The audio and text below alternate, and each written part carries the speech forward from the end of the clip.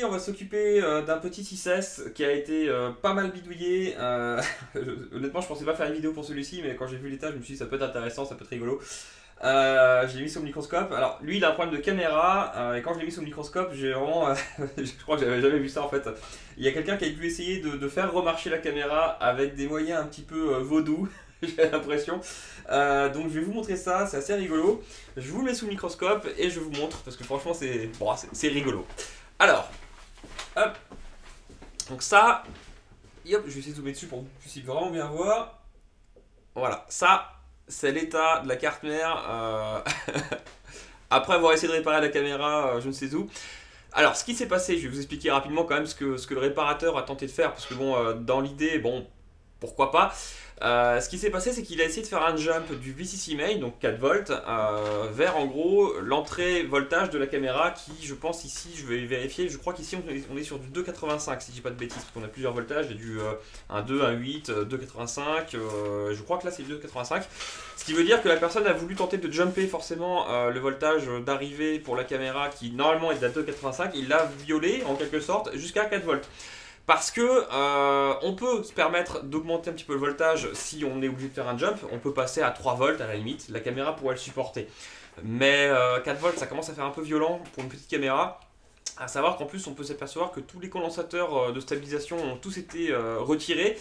Ce qui va vraiment pas améliorer la situation pour la caméra parce que là vraiment à mon avis il a dû griller en plus la caméra. Je testerai après avoir tout remis déjà en état sur la carte mère. Mais là honnêtement je pense qu'il n'y a vraiment pas eu une bonne chose. Donc on va regarder un petit peu ce qui se passe, on va essayer de comprendre pourquoi il a fait ça, parce que c'est pareil, il n'y a pas vraiment de logique, à part peut-être s'il n'avait pas les composants, mais pourquoi avoir retiré tous les condensateurs, ça je comprends pas, il a peut-être dû essayer de faire des choses, je ne sais pas.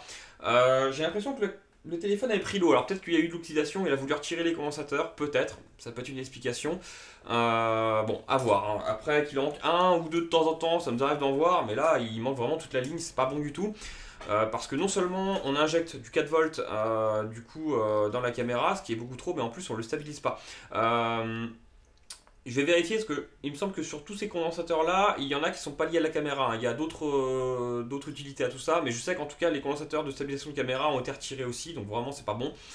La première chose que je vais faire moi déjà c'est d'enlever le jump qui a été fait, de nettoyer tout ça parce que ça a été fait un petit peu à l'arraché, parce que la preuve, hein, on dirait qu'ils ont arraché les dents là.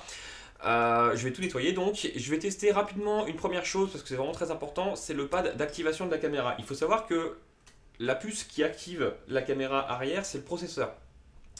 En gros, quand vous allez devoir démarrer la caméra arrière, le voltage qui va être développé par la petite puce qui est, donc je vais montrer ici, ça va être plus simple, la petite puce qui est techniquement ici là, où là maintenant on a un gros jump. Et bien cette puce là en fait c'est un petit, c'est comme un petit transistor on va dire, hein. Et un transistor en quelque sorte ça s'active avec un voltage d'entrée faible ou non selon le modèle de transistor. Et là le voltage d'entrée c'est le CPU qui le fait. Donc techniquement en gros, nous on active la caméra sur notre téléphone avec notre écran. Et quand on active la caméra, quand on lance l'application caméra, le CPU va donc envoyer un petit signal sur ce composant là, qui n'est plus là pour l'instant, mais sur ce composant là, et ce composant là va développer, à partir du 4 volts du VCC main, va développer un 2 volts 85. C'est une petite PMU, un petit transistor, appelez ça comme vous le sentez, selon ce que vous voulez comprendre, mais en gros c'est une petite puce d'alimentation qui a besoin d'être activée. Et celle qui active ça, eh bien c'est le processeur. Donc déjà ce que je vais faire c'est savoir si la ligne d'activation est bonne. Parce que si le processeur se dessoude un peu, parce que c'est arrivé sur des 6.6+, 6S c'est un peu plus rare, mais ça peut arriver.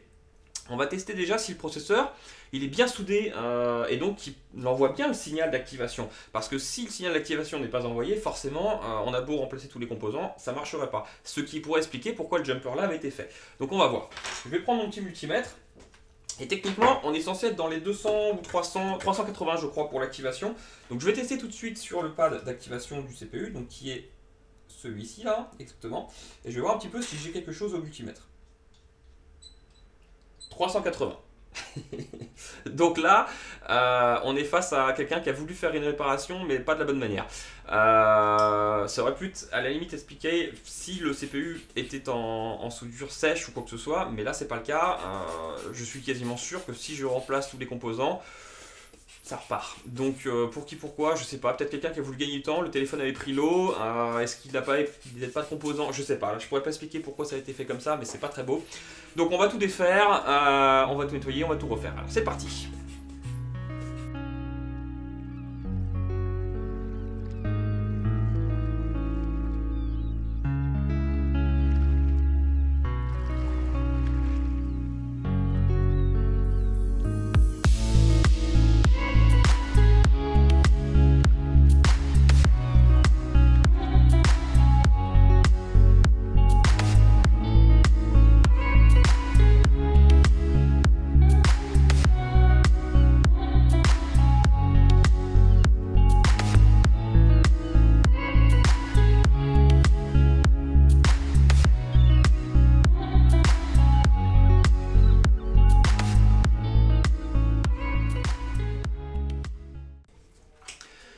voilà, donc là c'est propre, bon il n'y a rien de bien grave, hein. J'ai refait quelques petits, j'ai juste nettoyé les pads, hein. Ils n'étaient pas arrachés ni rien, j'ai juste réétamé.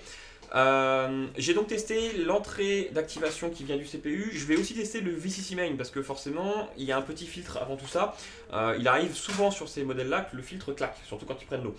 L'eau en fait glisse là-dedans, le filtre il fait son travail, il fait court-circuit, il claque et du coup ça protège un peu le reste de la carte mère, on va dire. Donc on va tester ça, je voudrais voir si j'ai bien du 280 en mode diode parce que le VCC Main sur un iPhone 6S c'est environ 280. Je vais tester ça tout de suite. Donc le VCC Main il est ici. Et je suis à 776, c'est bien trop élevé. Je devrais vraiment être dans les 280-300 selon la puissance et la précision de vos multimètres, on va dire. Là, moi, je suis à 700, ça va pas du tout. Je vais vous montrer rapidement pourquoi et pour qui sur l'ordinateur. Voilà, donc ça, c'est le VCC Main. Le VCC Main, en fait, il arrive de par le filtre qui est là. Donc, en gros, le VCC Main, il est exactement là. Et je sais que mon VCC Main il est bon parce que mon téléphone fonctionne, donc je suis bien, d'ailleurs j'ai testé en mode diode ici, enfin pas ici mais derrière j'ai testé ici plus précisément. Ici je suis bien à 280, donc tout va bien, donc là techniquement je suis aussi à 280, mais là je suis à 700 et des brouettes. Donc le filtre il a claqué, mais pas complètement, il est encore en train de faire un petit peu passer le courant, mais très faiblement. Le problème est là, donc je vais changer le filtre, je vais retrouver déjà un VCC Main qui fonctionne. Ensuite on va pouvoir remettre tous les petits composants qui sont là, ainsi que les condensateurs qui sont ici.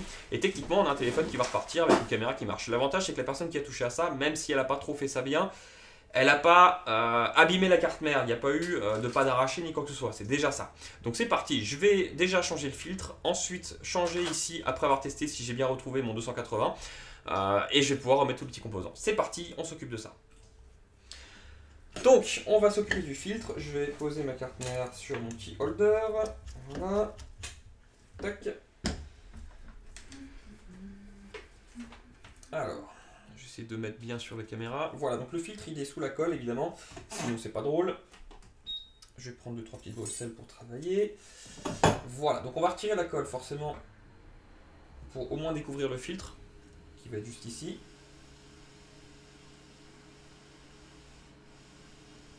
Et alors, effectivement, il n'a pas une bonne tête, il a brûlé. Il est coloré en plein milieu, donc ça indique vraiment qu'il a chauffé, il a fait son travail, hein, c'est normal. Lui, son travail, c'est de griller s'il y a un court-circuit ou quoi que ce soit, ou une surconsommation trop importante. Donc là, il a fait son travail, tout va bien de ce côté-là. On a juste à le changer déjà pour commencer. Et une fois qu'on l'aura changé,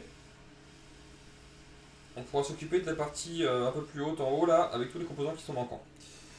J'ai déjà enlevé pas mal de colle. Je vais finir précisément d'enlever tout ce qu'il y a autour. Voilà. Voilà, c'est parfait. Impeccable. Là, on a un beau filtre bien découvert, on va dire. Je vais zoomer dessus hop, pour que vous puissiez vraiment bien voir la couleur qu'il a pris. Si j'arrive à bien vous montrer, c'est pas évident parce que c'est un peu arc-en-ciel. Je vais zoomer très fort dessus. Voilà. Alors. Et voilà. On voit vraiment une espèce de trait là au milieu. Hop là, ici, là. Ça, là, c'est pas normal. Ça, c'est vraiment une décoloration. C'est une espèce une espèce de céramique, hein. C'est un petit peu comme du charbon céramique, c'est une espèce de mélange. Je pourrais pas vous dire exactement quoi c'est fait, il faudra que je regarde sur les datasheets, j'ai jamais regardé pour un filtre comme ça. Mais au niveau de la composition, mais en tout cas là vraiment il a brûlé en plein milieu, on voit bien, il a vraiment pris quelque chose qui va pas. Donc c'est parfaitement normal qu'il ait grillé si le téléphone a pris l'eau. Je règle un peu ma caméra. Hop. Mais du coup, forcément, la personne qui a dû vouloir intervenir avant n'a pas été plus loin et n'a pas testé ce genre de choses. Donc on va le changer simplement. Et déjà, on pourra s'apercevoir techniquement qu'on a récupéré un vrai VCC Main, donc du vrai 4 volts qui arrive à l'entrée du transistor d'activation de la caméra. Donc c'est parti. Je vais retirer ça gentiment. Et on va pouvoir le changer.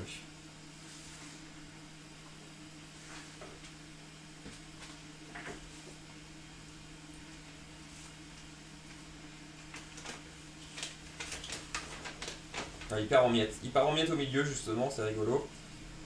Voilà, il vient de casser en deux là où il était fragilisé, justement. Ce qui est plutôt bon signe. Hein. Ça veut vraiment dire que là, que lui était claqué. Voilà, hop, il est reparti. c'est tout bon. Donc là, je vais pouvoir étamer les pads avec de l'étain pour que la soudure sur le prochain se fasse facilement.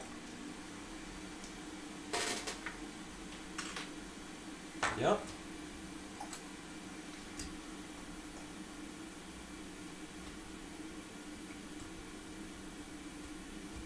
Parfait, c'est bien brillant, j'aime bien.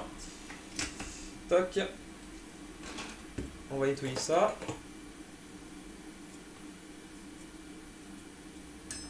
C'est quand même dommage d'avoir raté une réparation uniquement parce qu'un filtre était claqué et qu'on ne le voit pas. C'est vrai que c'est des choses tout simples, hein, mais avec un simple test, on peut tout de suite voir ce qui va, ce qui ne va pas. Donc bon, après c'est des choses qui arrivent, hein, c'est tout bête, mais c'est comme ça. Alors c'est parti, je vais remplacer le filtre. Voilà, je suis parti chercher des filtres, j'en avais plus. Alors, je prends un petit filtre. Hop, parfait. Je vais remettre un peu de flux pour qu'il tienne au moment de la soudure.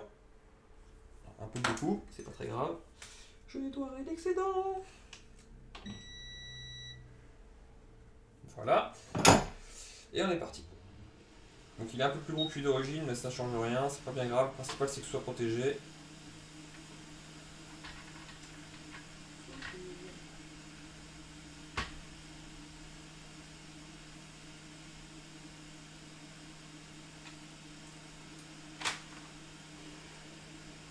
Donc là il faut s'assurer que la soudure prend bien.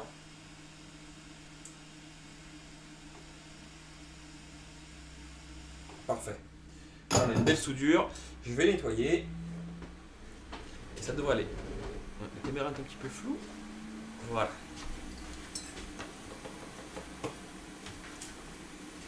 Voilà, un petit coup d'alcool dessus pour bien nettoyer tout le flux.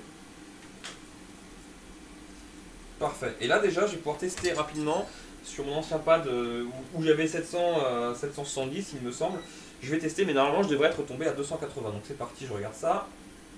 On est bien au bon endroit, parfait.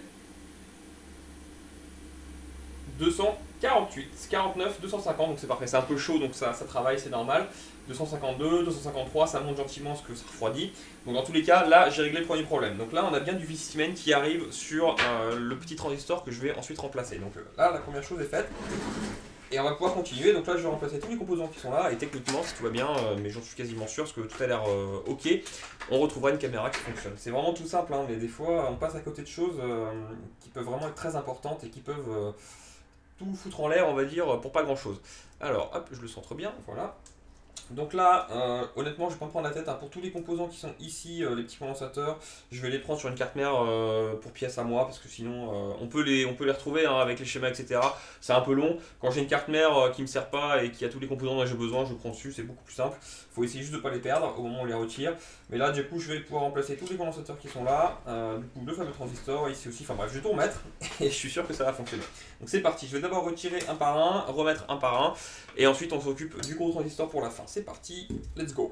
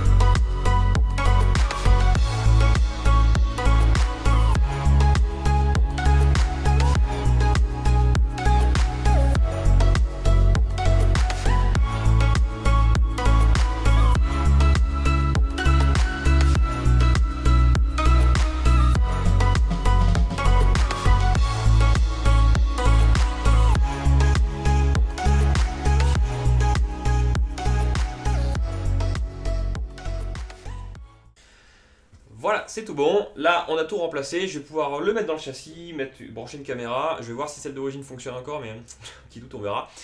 Et on va pouvoir faire un test. C'est parti. Donc je l'ai mis dans le châssis, je l'ai démarré et bon bah vous attendez un petit peu, hein, ça fonctionne, on a une super caméra arrière qui fonctionne, l'avant aussi, voilà, tout le monde est content, donc c'est parfait. Une petite réparation très simple, hein, mais ça aurait pu mal finir parce que la personne qui a touché à ça malheureusement a fait un peu du n'importe quoi, on va dire, n'a pas forcément fait attention à ce qu'elle faisait. Voilà. Là ça va, je m'en sors bien, il n'y a pas eu de patte d'arraché, parce que des fois on a des cas où je suis obligé de faire pas mal de jumpers et ça me prend beaucoup de temps pour au final éviter des pannes toutes simples. Vous voyez, là au départ, le vrai problème depuis le départ c'était juste le petit filtre. Et comme la personne qui a touché à ça avant n'a pas vu, eh bien il est allé plus loin, il a essayé de faire des choses qu'il ne fallait pas faire. Par chance, il n'y a pas eu de dégâts. Mais voilà, méfiez-vous, toujours vérifiez bien vos petits filtres, vérifiez bien grâce au mode diode que vous avez bien les bonnes valeurs. C'est tout simple, hein, mais ça fait gagner un temps fou et ça sauve dans beaucoup de situations. Allez, à la prochaine! Si vous souhaitez faire réparer votre matériel ou avoir un devis, n'hésitez pas à vous rendre sur notre site internet okazout-multimedia.fr. Vous pouvez donc voir le matériel que nous vendons, les tarifs. Vous pouvez aussi nous contacter en cliquant ici par téléphone ou par mail. Et n'hésitez pas, si besoin, à cliquer sur les liens qui sont juste en dessous de la vidéo. Il y a le site et Facebook.